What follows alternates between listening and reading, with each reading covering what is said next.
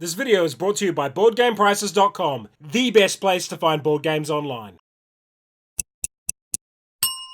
Kia ora, and welcome to Crisis in about 3 minutes. Review copy used. It is a game for 1 to 5 players. There is a solo mode. Playing time's around 2 hours. It's a pretty complex game. Axia is in trouble. A series of poor decisions by the government and overseas problems have brought on a recession. Now the country is gripped by austerity and policies that are killing any chance of economic recovery. Can you build a financial empire that will lift Axia out of recession? Or will you crash the whole system and hope no one finds your offshore accounts? Crisis can go for 7 turns, but each turn there is a goal that each player wants to achieve. This changes based on player counts and difficulty. Each point over that goal improves the economy, and each point under it weakens it. If the economy ever collapses, the game is over. The winner is the player with the most points when the game ends. Competitive. Only one entrepreneur can come out on top. Worker placement. You place your managers in different areas on the board and gain the associated benefits. Engine building. You want to build industries and hire workers that work well together. Player turn. Before each turn, play an event card. The deck you draw from is based on the current economy level. Then, based on player order, each player places one manager in turn in any available space. Most spaces can only hold one manager, but these big ones can hold any number. You do not get the spaces benefit when you place your manager. That happens in sequence once all managers are placed. This space gives a bonus card to the player, and this one money. This place claims first player, and this one second player plus a bonus card. Here you can get loans, which give you money but reduce your score. This spot allows you to buy one resource without lowering your score. Here you can claim workers, either a temporary worker for 1 turn, an imported worker, or one from the row below. The middle of the board has 6 building cards. You can claim one by paying its cost. This increases your score as well. Here you can import goods for money. Imports hurt the trade balance, so lower your score. At the power plant, you can trade money or resources for power. Once all those actions are resolved, you activate your buildings and produce goods. Each building has a mandatory worker and may require resources to activate. You then produce the resources printed on the bottom right. Adding additional workers increases the building's production by the value shown on them. So here we produce 5 ore. You can only hold a limited amount of goods in your inventory as shown on this card. Once production is done, you can sell your goods on the market. You can either fulfill one of the orders shown here, gaining money and score, or simply sell on the black market, gaining double money but no score. If at any point you cannot pay for an action, you will be forced to take negative points. Finally, adjust the economy based on the player's scores, refresh the buildings, workers, and market, and if you have 3 of these symbols on your buildings, claim your 5th manager for the next turn. Why would you like this game? Crisis is a brutal game that rewards players who can push their resources to the absolute limit. You'll frequently have to place yourself in a bad position 1 turn in order to have a much stronger action later on. The friction with other players and the damage they can do to the economy is fascinating. Knowing that the game could end any time also adds to the tension. The resource tokens are as good as anything out there, and the cards are in a lovely oversized format which I really like. There's a big variety of buildings, but I think I prefer the building ideas in the mini expansion as they lean into the near future idea more with their names and art. The best thing about this game is the decision space. You have to optimize every action, manage your resources, and plan turns in advance. Everything in this game is tight,